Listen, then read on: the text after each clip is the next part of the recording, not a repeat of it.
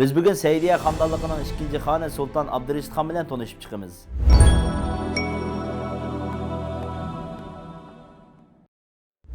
Sultan Abdurashid Xon Sultan Said Xonning o'g'li bo'lib, uning kichik vaqtida sarsalliqda qochib yurib, ta dadasi Sultan Said Xon Seydiye Xandalliqini qurganga qadar qiyinchilikda o'tadi. Milodiya 1514-yili Seydiye Xandalliqi qurilganda Kabuldan qaytib keladi va dadasi Sultan Said Xon uningga olimlarni taklif qilib, maxsus dars o'rgatadi. Tarixchi Mirza Muhammad ayni vaqtda uning yaqin do'sti ham yaxshi ustozi bo'lgan. Sultan Said Xon o'g'li Abdurashid Xonni chiniqtirish uchun Sharq va G'arbga bo'lgan yurishlarda uni birga elib mangdi va bir mezgil Seydiye Xandalliqiga tava bo'lgan 7 rayonining bosh valiligiga tayinlaydi. Bu jarayonda askariy ilm va davlatni idora qilish yo'llarini o'rganadi. Milodiya 1533-yili Sultan Said Xon Tibet safarida vafot bo'lganda, valiahdi Abdurashid Xon Uchturponda bo'lib, Sultan Said Xonning dafni murosimida yo'q bo'ladi. Buni fursat deb bilgan Said Muhammad Mirza o'zini eng oliy amir deb tasdiqladi va harbiy kuchni qo'lga olmoqchi bo'ladi. Ba'zi amirlar va jamoatdagilar bu xabarni anglab valiahdi Abdurashid Xonga yetkazadi. Shuning bilan valiahdi Abdurashid Xon tez suratda Yarkandga yetib keladi. Bu vaqtda Said Muhammad Mirza va uning yordamchisi Said Ali xalq bilan birlikda Abdurashid Xonni kutib olishga chiqadi. Abdurashid Xon Said Muhammad Mirza va uning yordamchisini xalq oldida o'ldirib, Said Muhammad Mirzaning butun mol-mulkini musodir qiladi va hokimiyat asosi bo'lgan bu do'g'lat jamoatining butun huquq mansaplarini bekor qiladi. Va Hijriya 940-yili Muharram oyining 1-kuni, milodiya 1533-yili 7-oyning 23-kuni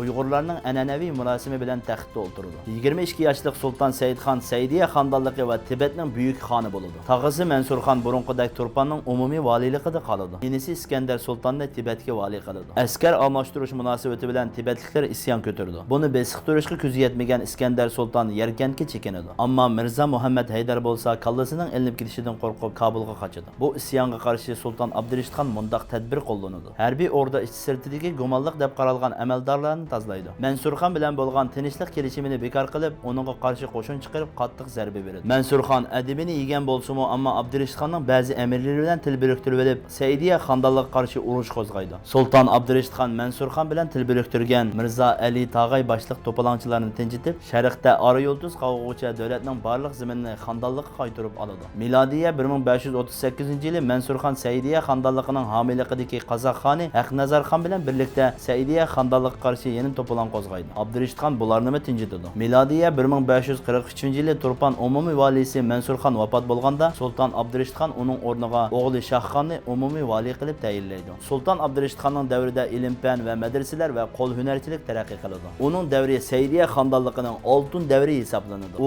doim puxrochiya sinib xalq orasiga tushib, amaldorlarning xizmat ahvolini kuzatadi. 37 yil taxtda o'tirgan Sultan Abdurashid Xon Xotanga yushirini tekshirish uchun mangan safarda suiqasdga uchrab, Hijriya 978-yili, milodiya 1570-yili 59 yoshida shahid bo'ladi va Seydiye Xandalliqining poytaxtidagi oltin mozorga dafn qilinadi. Sultan Abdurashid Xonning 13 o'g'li bo'lib, ikkinchi o'g'li Abdukarim Xon qarindoshlarining qo'llashi bilan Seydiye Xandalliqining xoni bo'ldi. Sultan bo'lib xon o'tgan, Uyg'urum sen jahonda, olam shohid bo'lganti, sen tarixni yozganda.